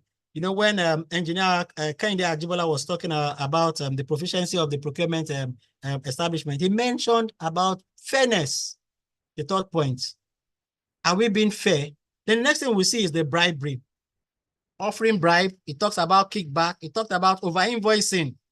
All of these things happen in Nigeria, but they were calling that it's not something that we ought to encourage in our country. It's something that we need to discourage. You know, in the words of Olukorede, Olukoyede, I hope I got that name very well. You know, he ended up by saying that the fight against procurement fraud is a fight to safeguard public resources, promote fairness, and strengthen national development. So the procurement activity is an activity that also strengthens national development. So we need credible people. We need people that will understand what they are doing for it to happen. Now we look at enforcing law, procurement law. And you know, when we talk about enforcing procurement law, I know we also mentioned that when our guest ministers were also trying to talk about it. Prof talked about the laws that govern the procurement in Nigeria. And you know, there is a law that governs virtually every activity. Dangote himself, coming into the industry, has seen a lot. And it was urging government at this time that we need to put to law, we need to gazette the Nigerian first policy. We know what he went through with regards to getting the crude for his refinery. The Nigerian first policy. And one thing that we suffer so much is the enforcement. It's not that there are no laws for most of the things that we experience in Nigeria, but the policy or the enforcement rather of these policies is one thing that we suffer so much in Nigeria. I pray that as we engage ourselves more, we will have a better appreciation to see how we can contribute our quota to better this law. My time is fast running. I know I'm about getting to the point. So let's quickly go into strategies for sustainable project planning. What is a strategy? That very thing that you need to focus on is your strategy. The means by which you will get from this point where you are to the point that you are going. And I've said that strategy is something that it's a long-term thing. It's not an immediate thing. It helps us to define our specific course of action, how we are going to get to where we are going to. And we cannot rule out that every project needs planning. Every time we fail to plan, we are planning to fail. So at this point, project planning is the process of defining a project's objective, its scope, its tasks, its timeline, the budget, and the resources to create a roadmap for a successful project completion. If you start a project, you are not successful until you have completed the project. And staying on track, we have talked about three things that are key in every procurement process: the time, the quality, and the time, quality, and what's the third one again? It's running off my head now. Time, quality, and cost, yes, are the three things that we look at. Let's look at quickly the strategies, the strategy implementation step that everyone needs to take note of when procuring. The first one we have there is to choose your strategy. And in choosing your strategy, you set a clear goal for yourself. And we've also learned severally that our goals must be smart for us to succeed. To experience a success, it must be smart goals. You must be able to measure them. They must have time bound. Build your plan. And whenever we talk about building your plan, you are looking at your detailed action for the specific role. What are the roles that we need? What are the milestones that we want to achieve? Then when you define your project KPIs, that's the key performance indices, you are putting a plan to the action itself, because you can now measure very well that, yes, I've reached this stage, this is the next stage that I need to go. Then we're looking at establishing your strategy of reading is the way that you communicate. How do we go about our reporting, our report status, so that we know who and who needs to be carried along, who and who can make the project a success. Then implementing the strategy report. This is like a tracker for us to achieve our goal. And lastly, we have linking performance to strategy. And here it talks about our flexibility and also making adjustments. For you to always succeed in procurement, you need to make some flexible adjustments. So I will try to look at some examples here as we go on. It says, without a strategy, you are just reacting. Every time we go on to procure without a strategy, we are only reacting. And I will just share some of my practical experience in the industry. You know, some of the projects that we did the USAN FPSO here in Nigeria. We got some of the packages to do. And when we were doing those packages, I looked at the way that the project was structured compared to the way that some of us view projecting. Before we started this project, all the project materials had been sent ahead of time to us. We had stored the project materials. They had a mark number on them. And so when it got to the time to begin the actual work, it was easy to identify what you needed for each of those stages. So the person, the engineer that imagined or that designed it has seen the end from the very beginning. And so it was easy for us to identify the materials that we needed, get the material set, and then we went on. And they told us then, they said, if you can meet this target, there was a target line, there is bonus in place for us. All the materials were in place. We needed not to start thinking of how we will bring the pipes from overseas, the place that we don't have this place, we don't have this site. All we need to do was to pick the mark for each point and go on to the work. And the work was done. I was involved in a civil construction recently where we built a twin two-bedroom apartment. You know, everybody that saw that project marveled at the project. It was a very fast project. And these are some of the projects that we experienced here in Lagos. You just see that the project has started. Before you know, the project has ended. It's not when we get to the point of the lintel that we know the kind of window that we are going to be putting. In fact, from the time we start setting the blocks, the windows are already are completed or are done. The doors that will come in it, we have known them. We have gone to procure those doors. In fact, nearly everything had been done before we commenced the work. The person that will do the roofing had gone. We had given him the bill of quantities. He had calculated from the drawings. He had gotten all the wood. He had paid for the long span roofing that he was going to use. And by the time we got to site, it was as if we did magic. But we actually did no magic. We only planned ahead. So everybody had gotten what they needed to do per time, and they had a time base with which to come to site. And it made the work so fast. So fast. In fact, in about 3 weeks, we were done with everything with that twin two-bedroom construction. So strategic planning is the process of defining an organization's direction. I may not be able to go through all of this, but you know, we'll get the slide and also go through it. And for every strategy must evolve. We must be able to monitor the progress that we have. We must monitor or evaluate our outcome against the expectation through meetings, weekly meetings, quarterly meetings, bi-weekly meetings, as agreed at intervals. Then we must be able to adapt to whatever we meet along the way. You know, in our own industry, we have changed our strategy 4 times. And every time we change our strategy, it draws us back like a year. Initially, we were saying that we are going to use a MOPU for our job. By the time we got halfway, they said, no, the MOPU will not work. We are going to use an FSO. We went halfway. They said, no, we are not going to use an FSO. We can do that job with a tanker. They went back. We were just going back and forth. And every time that we changed the strategy, we drew ourselves back like a year back because we had to go back and start planning. The last one that we are doing now, we got an FSO. Now, the FSO, it was good because the FSO now, we had to do the mooring planning on that FSO. And we had to hold that FSO down for us to be able to do all those engineering work on it to make sure that this FSO does not disappear by the time we are done with our engineering. So it tells us a lot about strategy, that it goes a long way to planning. Some of the tools that we use in strategic planning, the SWOT analysis is one that we are very conversant with. It talks about our strengths, our weaknesses, our opportunity, and our threats. We have the PEST or the PESTLE, you know, the LE in the PESTLE analysis talks about the legal and also the environment, and that's part of the future of strategic procurement. Then we look at the gap analysis. Gap analysis is only telling what's the gap that I have from where I am now to where I'm going. Porter's 5 forces, we learned that one so well in school. That one is used very well to fight market competition. My time, fast spent. Now, looking at sustainable procurement, and you know, this is the future of procurement. When our guest speaker was also talking about it, he talked about sustainable procurement. He mentioned all of this that we have here.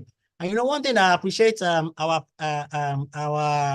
HOD for, you know, long when we were in school, when Prof started lecturing us then, we were one of his very first sets then, Prof had a dream for this nation. I remember one time he came to class and that was what we discussed all through the class. And one of his dreams was that the gas that we are flaring in Nigeria and wasting, how he wished that we could pipe that gas into houses. And Prof, I know you will be happy today that because you have seen that we have begun to utilize those gas even in industries. And utilizing that gas in the industry has brought about an environmental change in our land. So many of us have left the diesel generator. In fact, we will see today that I might not be able to talk about all of them. We have also seen how the environment is being enhanced because a lot of people have now gone solar. I know that there are some people that never remember the day that they put on their generator last because of solar in the environment now. So, but sustainable environment will take care of 3 things, like Dr. said to us, Engineer Kende earlier on. It will take care of the environment, it will take care of the economy, and it will take care of the society. I will move on to look at some of the skill sets that are required for a procurement engineer as I'm gradually rounding up by the time that I'm giving. Now, the technical and professional skills that are required. The first thing we see there is procurement knowledge. It was not as if I used to go to the market every time that made me to be picked for this procurement engineering. But you must be able to use the tools that you have within you to understand what the market looks like. I remember when I started then, I made so much use of Google. When items are being mentioned, I will go to Google to go and read more about it, to know more about it. So people thought that I knew everything, but really I did not know everything. I was telling the final year brethren that what is in your hand, look at it very well. What are the opportunities that you have around you? How are you using them? Procurement knowledge, contract knowledge. We work so closely with the legal team to always develop contracts. And you know, for contracts, you need to look at some clauses, and that's why we work with the legal team. There are some clauses that are always embedded in it that if you don't know so well about these clauses, you will be cheated. You end up being cheated. Negotiation skills, you must be able to talk people to understand or to see your own terms. You know, for us in the procurement sector, they used to say that we know how to influence people. And somebody will say, you have come again, eh? Okay, John, you have come. You just, this thing will not pay me. He's saying it's not paying him, but he's going to do the work. Supplier management, how do you manage people? You must have an analytical skill. You must be able to play around numbers. It's not when I get there that I now begin to count 1, 2, 3. I should be able to look at some things and say, okay, this should be about this range. I should have this number of things. Market research, which of course we do from time to time. Data analysis, I will skip to the interpersonal communication skills. Relationship management, we must have that. That one is key.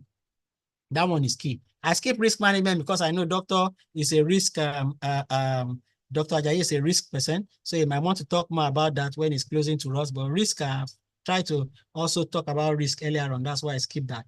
So, you know, when we were talking about relationship management, I remember when we were working on ExxonMobil. ExxonMobil said they wanted to take us on a course, and they took us on a course approaching others.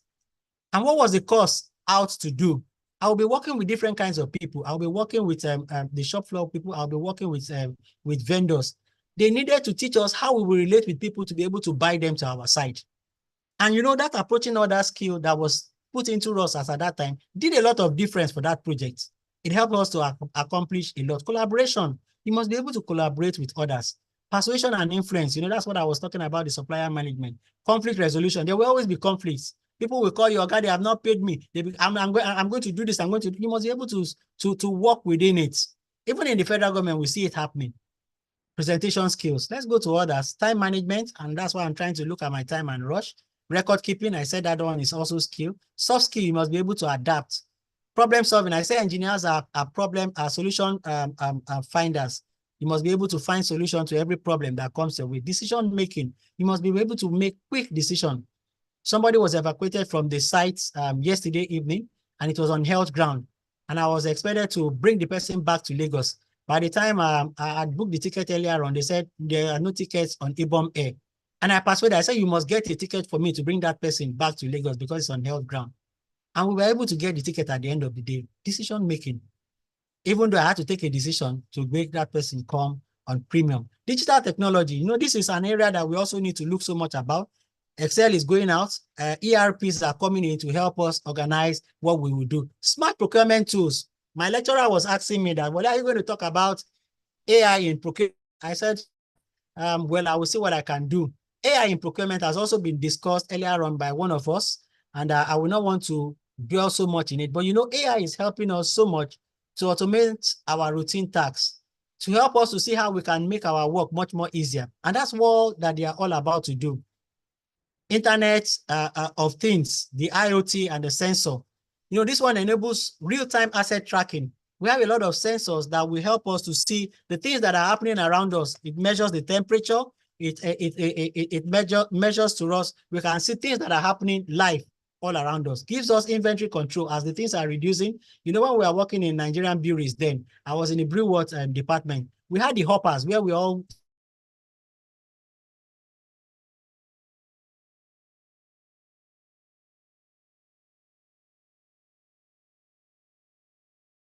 feel it.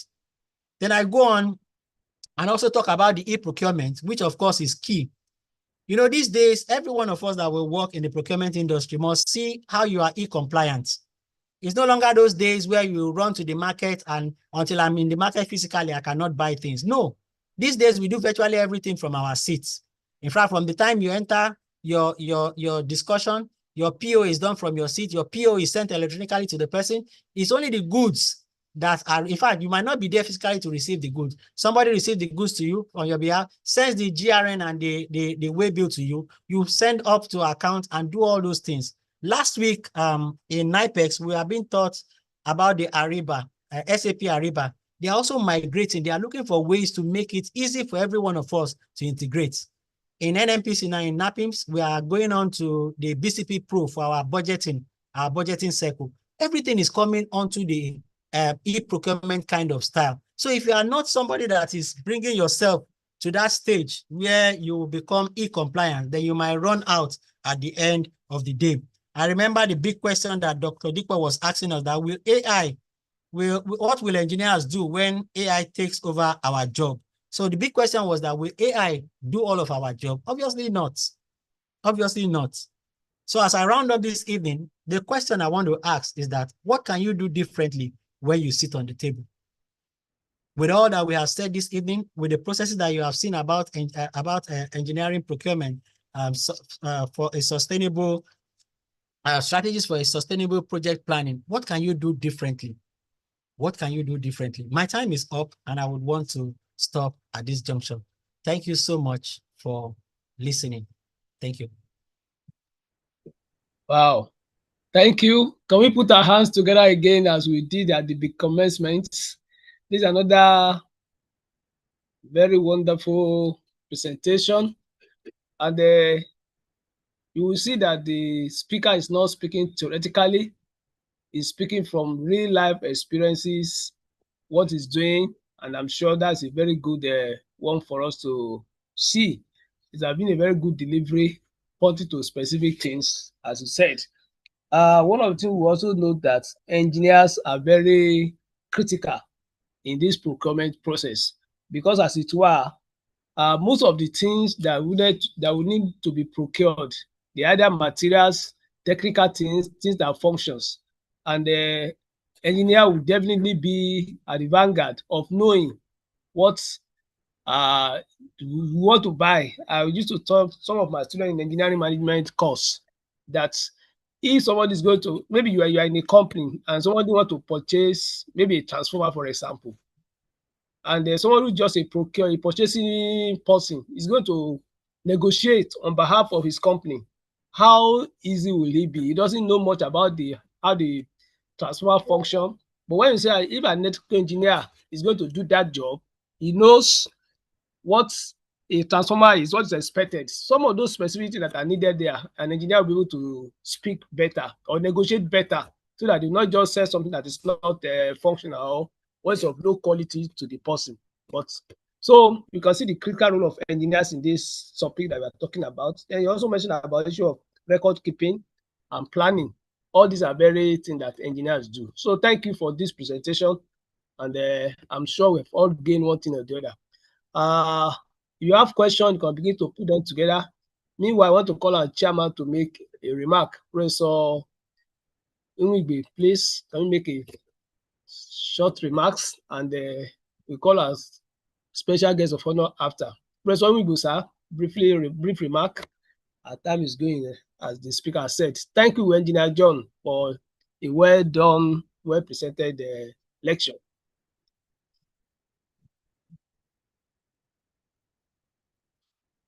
President Wigbo, please, are you there?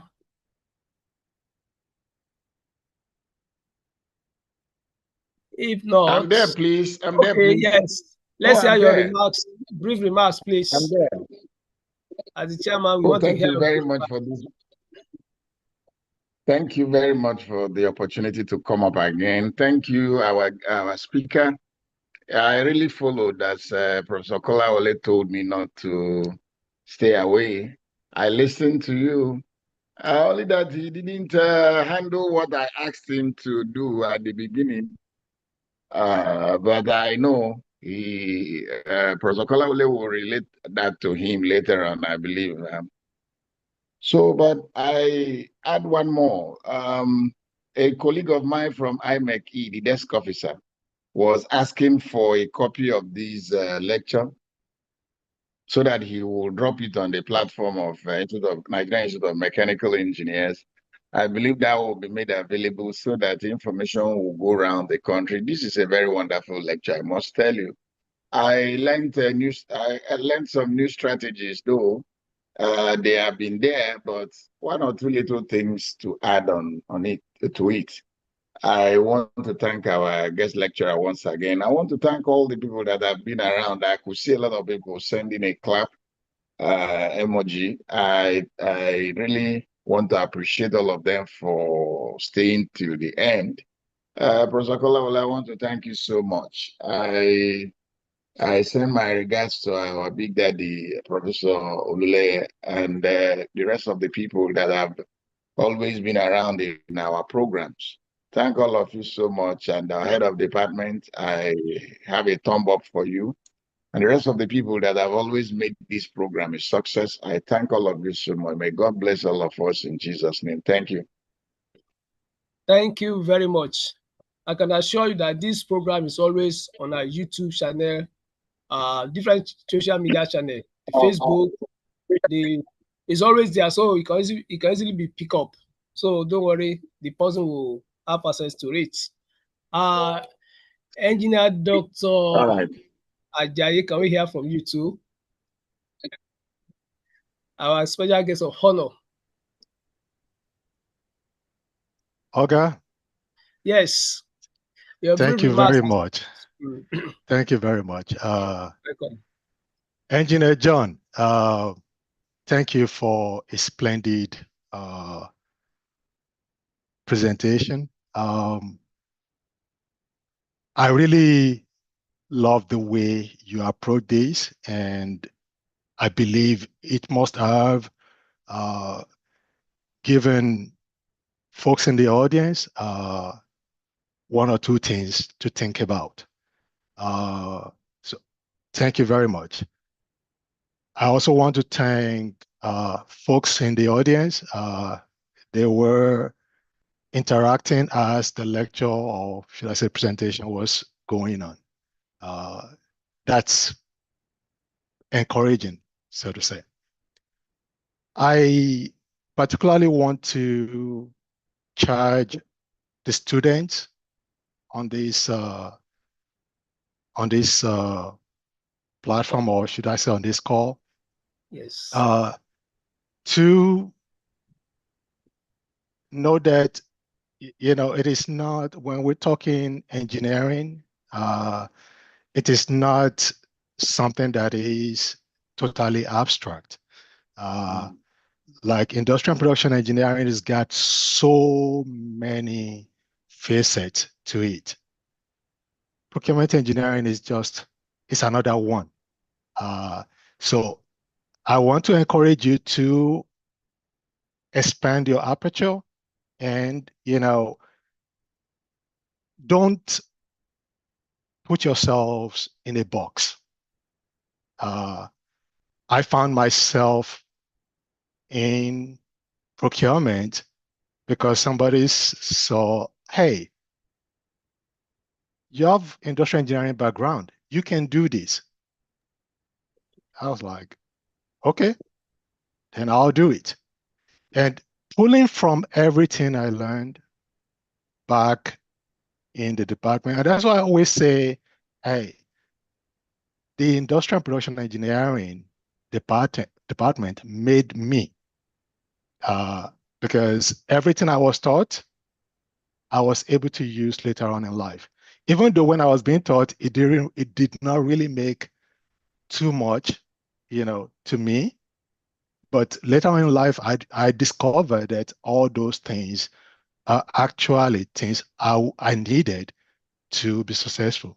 So students here, this is I'm biased, you know, when it comes to procurement. I believe Engineer John is also biased, and the special guest is also biased. So I want to encourage you, hey, take this up and run with it. We will all be better for it. Thank you for the opportunity, Prof. and the HOD. thank you, thank you, thank you, thank you. That will be a good ambassador of industrial engineering over there. We thank you for your chat too. I'm sure the students are listening. We have said it, industrial engineering is a very versatile program that has many areas of application. So you do yourself good to take one or two things from here today. Thank you. Now, Engineer Ajibola, please, can you quickly make your own brief remarks too?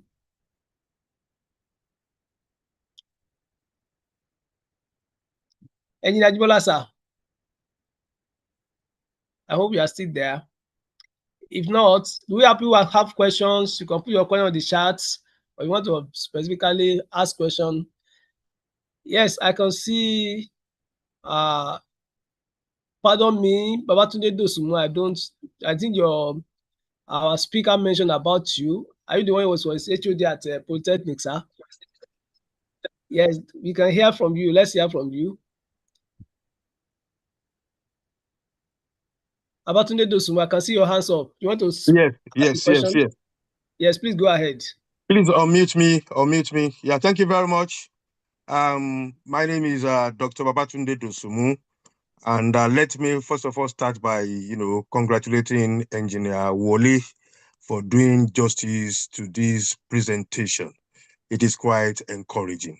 And a little bit of additions. Prevention, they say, is better than cure. Prevention may not only be better than cure, it may be also cheaper than cure. And what is prevention? Procurement is the prevention we are talking about. Once you get your procurement right, every other things with your management tools and activities, there's a likelihood that you get it right. And when I was actually discussing with him, when he sent me the invite, I said, well, are you looking at how you are going to add AI to this? He said he was going to try. During the course of his presentation, he had talked about sustainability, and I think the age at which we are now is all about innovation. So what differently can we now bring into our procurement to ensure that we keep making waves and then we keep reducing disputes if we cannot totally eradicate it? And just because of his time, I'm quite sure that Wole is loaded, but he couldn't do thorough, justice to that. It's a very good presentation, and just keep it up and let us continue to actually, network, brainstorm, eradicate abuse of power, which is corruption. Corruption is the main thing that is causing problem about procurement in Nigeria and Africa. Thank you and have a wonderful evening.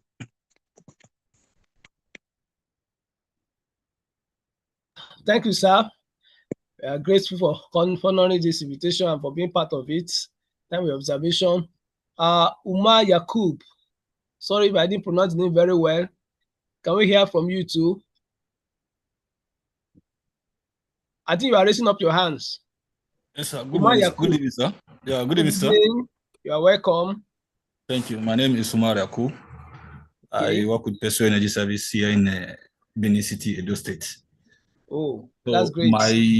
My question goes this way.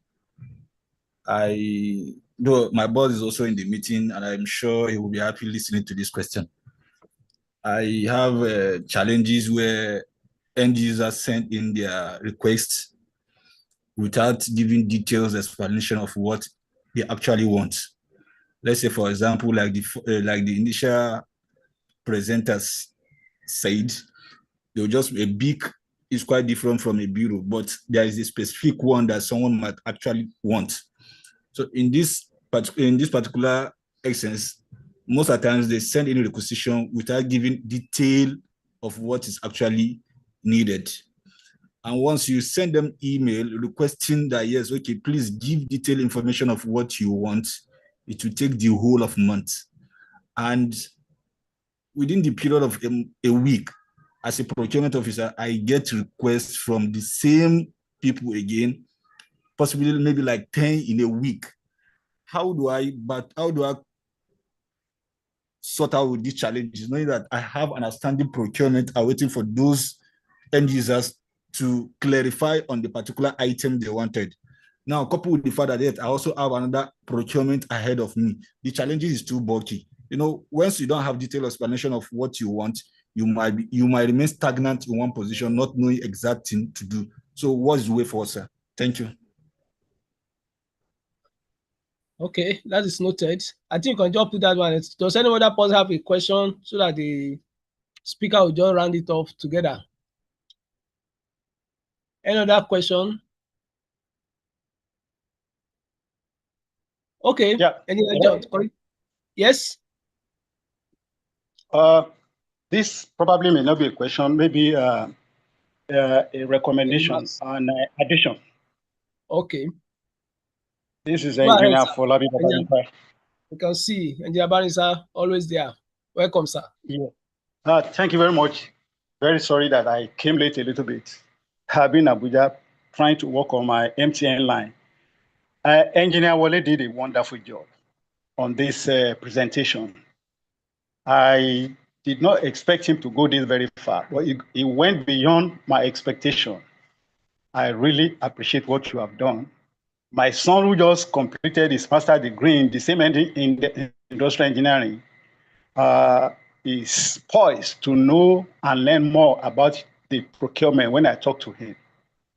He is not on this platform yet. He will soon be on the platform because he completed his graduation today. So on procurement, you have done a fantastic job. What a lot of profession has been missing, you put it right today. You want to do procurement, involve the engineers. The engineers will go to the nitty-gritty of it. And you made a point as well. If you fail to plan, you have planned to fail. And that is true. So, incidentally, today I was discussing with somebody. And then we were putting heads together. I told him, if a company gives you 3 years to do a job, and they give me 3 years to do a job, if it takes me 2 years to do my plan, and then in the beginning of the 3rd year, I started the job, construction, and whatever, and you started your own from the beginning, by the time you get to 2 years or 2.5 years, I will meet you, surpass you, complete my project strongly, and will be more appreciated than yours that you started from day one. He was looking at me, how? I said, because I will plan. It takes time to plan. But when it gets to implementation, it's just plug and play. Because during the planning stage, you are looking beyond the person who is starting now. You are looking ahead. Whatever will be a stumbling block in front of you, you will see it during your planning stage. You will quickly take care of it so that when you start putting them into plug and play, it is no longer a child's play. So he told me that he actually learned from the way I explained to him. So I learned so much. Even today, Engineer Wale, I am your senior in industrial engineering. I learned from you today. I'm sure a lot of us must have learned a lot of things. It is true that we should continue to make ourselves feasible as engineers wherever we are. Wherever we are. These industrial engineering tools, I always mention it, industrial engineering tools is what we owe this department and the industrial engineering worldwide. Because with industrial engineering tools, you can never fail. I used it when I was working in oil and gas. It worked for me. All the departments I went through, I was outstanding. I started with maintenance, went into production, came to operations. From operation, I went to construction, where for the first time, I was made to understand everything about everybody's profession, including accounting, because I was the one that was that became the eyes, the legs, and the hands of the owner. That is production. I had to, if at that system, if that product, if that construction fails, I did it. A lot of times I don't sleep, but then industrial engineering tools actually put me forward. It made me to exceed. It made me to excel. When I was made bold enough to go to NNPC to go and sign it, I look at myself, am I the one doing this? Yes, you can do it. All engineers can do it. I used to tell people there is no profession in the whole world that industrial engineer cannot be employed. It's true. All you need to do is the moment Okay. you get Thank you, sir. there, put industrial engineering tools. Thank you very much, Dr. Lawale. We appreciate all this. And then every members of the management team of industrial engineering in UI. Thank you so much for this. Thank you very much, sir. We are grateful. Any other hands? I think I'm beginning to round off now. We will answer the question that was asked. Then I can see another one saying, how can we get access to e-procurement system? Maybe join that with the first question who was asking that people request without giving details or what they want. And if you ask them to give the details, it takes them a long time. So we can ask that. Those who are asking whether they will get access to the materials, I've said the material on YouTube, on most of our social media platform, you can only get this lecture, the previous ones there, they are there. So you can have access to the material at the end. So Engineer John, can you answer these questions then? Yeah. Make your round up from there. Okay, thank you so much, sir. Please, I would want to crave your indulgence. Give me the honor to invite Mr. Oluyemi Ogunyemi to please talk about the e-procurement system. Please help me to answer that question. He's a vast one of our members in the procurement team. Mr. Right. Oluyemi Ogunyemi, please help us answer e-procurement system. In just 2 minutes, how can we get the e-procurement system? Mr. Oluyemi Ogunyemi. Okay, let me just go on. Okay, thank you, sir. Good evening. Good evening. I stand on all existing protocol. Can you hear me, please? Yes, we can. Okay, thank you for the privilege. We can hear you. Yeah, and thank you, Engineer Wale, for the presentation. I want to start by saying, start with what you have and use it to get what you want to get done. Don't wait until you have the money that is elaborate for SAP or Ariba. Start with the basic Excel. Start with the basic SharePoint. Start with the basic Microsoft form. Start with the basic Google form. Start with the basic WhatsApp. When we say e-procurement, don't necessarily have to save millions of dollars to get e-procurement. However, you need to get your process right. I am happy that I can relate with everything that's being discussed today. I'm not an engineer, I'm a geologist from Unibadan, but I could relate with everything that has been said engineering-wise here because I have understood how to work with the process. Start with your process. What is our to be and what is our as is that we are doing? That means as is, what are we doing now and what do we want to do in future? Do a process chart or flow chart and then look at what are the tools we can use to automate this process. For me, that is what is called e-procurement. We could have a full lecture on e-procurement, but that is a summary that everybody can afford. Everybody has WhatsApp. I have in the past automated a bulk discharge operation of discharging a ship using WhatsApp as my automation for material management, and it worked. It gave efficiency. So we don't have to wait for SAP, Oracle, TOGAF, and all other expensive software. Even those expensive software, they start from understanding the process flow as is to be, and then they put the flow chart, and then they use tools to automate the flow chart. So summarily, I would say, understand your process, understand efficiency you want to introduce, and look for simple tools to get it done. You can use Excel trackers, you can use Google Form, you can use daily reports, you can even use Microsoft Word. What is key is the discipline to follow through on your process. Thank you.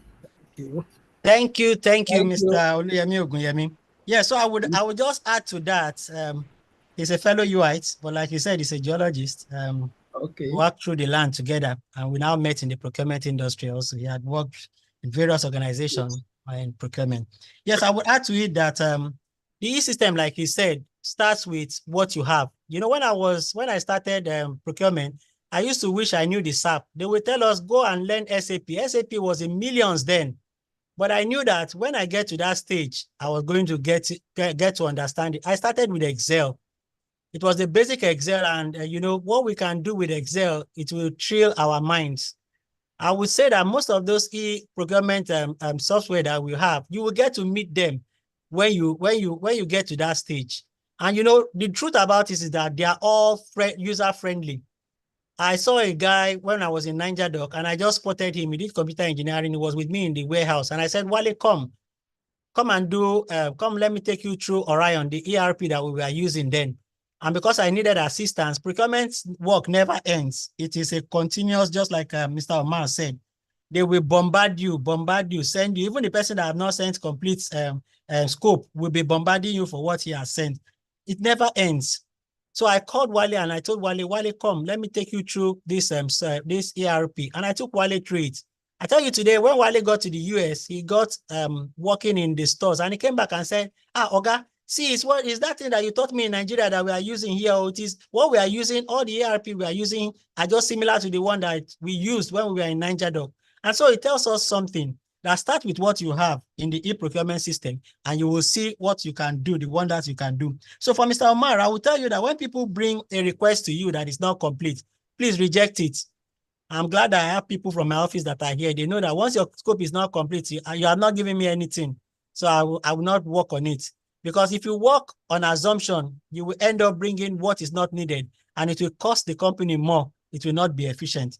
So on this note, I want to round up at this stage. You know, one of the things that we learned is time management. I want to sincerely appreciate everyone that has stayed on this call to this moment. Thank you so very, very much for honoring me and for honoring the department. I want to thank Professor Victor Oladokun for all his efforts to make this happen. Professor has been chasing me for a while now. I've been begging him, Prof, please, let's move it. Let's go to next year. Prof said, no, you must do it this year. Prof and his team members, I'm really grateful for this opportunity that you have given to me, and I'm delighted. You know, I was supposed to air this last month, but I had to go on a trip, and I told Prof that, Prof, please, let me push it forward. I'm not refusing it, but I'm not going to be around, and I cannot tell what the network will be in the place where I'm going to. And Prof gave me that audience, and he allowed me. You know, I want to say something that I'm grateful to God for this opportunity. I am one of the Ikotun 3 of the Department of Industrial and Production Engineering. We went through a very difficult time towards our rounding up session in UI. In fact, I ran so very far from UI after I collected my results until recently that Prof has started pulling me back to the department. I've gone so very far from UI. I want to appreciate some people this evening, people like Professor Charles Owaba, our HOD at that particular time, and my project supervisor. He did a lot for us. Professor Oluleye, unfortunately, I didn't see him here this evening. Professor Ogunkule, the then Dean of Students, and Mrs. Balogun of Accounts Department. I was expecting to see my own very Oga, FS Olanio, FNIQS. He was my mentor. I also worked at UI for my intern. So he was my mentor in UI. They thought I was a staff of UI by the time I came in for industrial and production engineering. I also want to thank this evening Mr. Kolaole, my very good brother. He's a brother of mine. I was handed over to him by one of our daddies. He's late now when I was in UI. Doctor, thank you so much for all you have done. I want to appreciate my HOD, Dr. Babatunde Dosumu, for staying this long, and all my colleagues from the quantity surveying department. I see you. I don't want to mention names so I don't miss anybody, but I see every one of you. Thank you so much. My colleagues from the industrial and production engineering, thank you so much for your time. People from the West African AMP, my bosses in the office, thank you so much. My family members, I see my brother, I see my wife, my children are here also on the platform. Thank you so much. I see my friends from within Nigeria and outside. Thank you so, so much. And let me use this opportunity to also congratulate Dr. Oladuni Okwade, one of those that have also been pulling me, come and present, come and present. Thank you so much for this opportunity. And on this note, I also want to appreciate Engineer Akintola. He publicized me on all the engineering platform just to ensure he has been my engineering mentor. He's telling me, Wale, come and be a fellow. Don't worry, we'll get it very soon by God's grace. On this note, I want to appreciate everyone for your time. Thank you to the department, and God bless every one of us. Yinka, thank you. I see you. God bless you. Well, thank you. We thank you for having it today. Well, I just remember flashy those things those turbulent time in quotes when you are here. But thank God that you survive it. To God be the glory. Thank you, Engineer Onimo, Engineer Akitola. There's virtually no engineering forum that I happen to attend that he will not be there. I don't know. He's he's an engineer to the core. I don't know what to call him. There's no engineering for anywhere that in Baden, Lagos, wherever I happen to attend an engineering program. Anymore, Akitola, I think is also an alumni of this faculty from Agric Engineering. Thank you for being there. Well, we thank your wife too for giving you the opportunity to give this lecture. Madam, thank you. The IP family is saying thank you. Well, I have to hand over now to, as we round off, for my colleague, Dr. Edem, who will be giving the general vote of thanks to everyone who has come here today. Dr. Edem, please give your vote of thanks as we close. We go towards closing. Dr. Edem, are you there? Okay, it appears as if Edem may not be available now. Okay. So on behalf of the department, we want to thank everybody for coming. We especially thank our guest lecturer for a beautiful lecture. We appreciate you for taking time out of your busy schedule to prepare this lecture. We thank our special guest of honor, our own Dr. Akishola Ajayi, a good friend of the department. It has given a lot to our department in terms of benefaction. And so Engineer Ajayi will really thank you. You will be seeing his face shortly again when we'll be dedicating a particular facility that he really facilitated for us. I want to thank Engineer Kende Ajibola, our guest of honor, who has been a friend of the department. We appreciate you, sir. Thank you for giving us your time. We thank the MEM class, whereby their rep, Samuel. We thank all of you. We thank everybody in the audience. Especially, I want to say happy birthday to Mrs. Wale John. Maybe we sing for you. We wish you a very wonderful birthday, long life and prosperity. Thank you for taking care of our own Wale John. When an engineer is happy, the madam at home is doing a fantastic job. We thank all the senior engineers in the house, all our fellow engineer Kintola, and so many other. I've seen a lot of fellow of Nigerian Society of Engineers here. We thank you, all our professors, the chairman of this event, Professor Solomon Iwingwe, the former Dean of Engineering at Nsukka. Thank all of you for coming and for sharing this platform with us. Thank Dr. Dosumu for coming. I know there are people from managers from somewhere place of work. Let me see.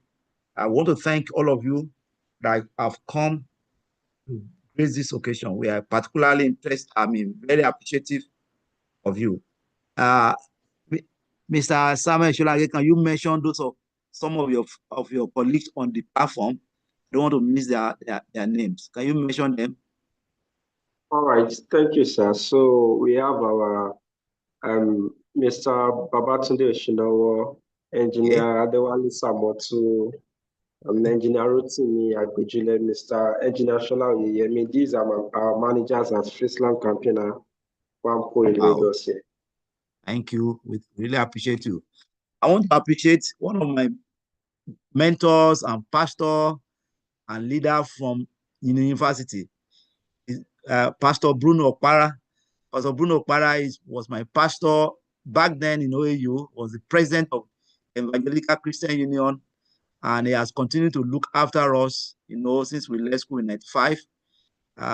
It's a pastor, it's a manager, it's an IT expert, Pastor Bruno, thank you for showing up. I really appreciate you. And like I told you in one of these events, you'll be coming back as a special guest of honor.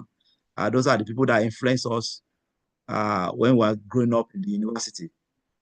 He's a man of God, a pastor with the First Care Gospel Church back in Nigeria, and a great mentor.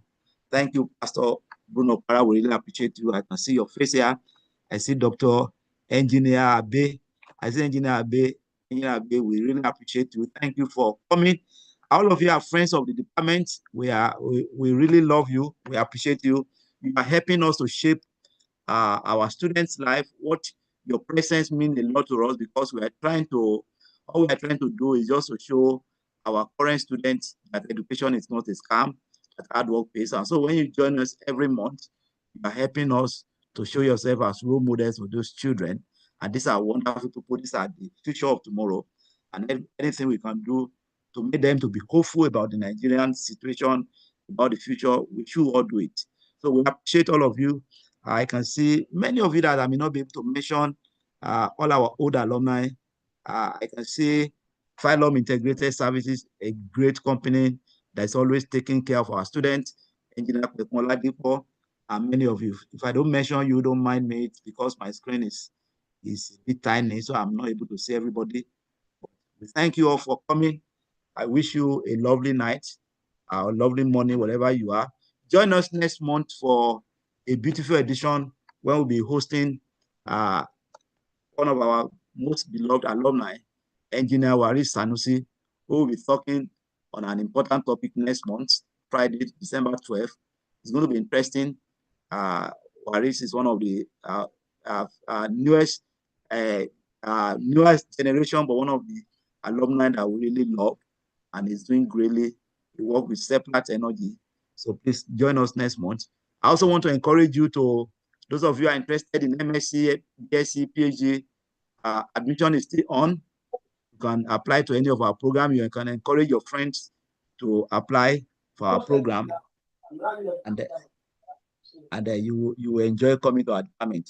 So again, thank you all for being part of this occasion. Good night, and God bless you everywhere. Thank you. Thank you, sir. Thank you. Yeah, thank you all.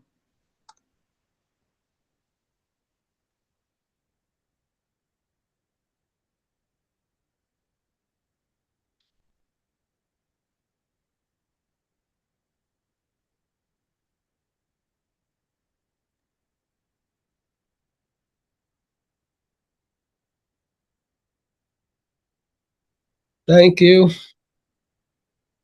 Yes, got it.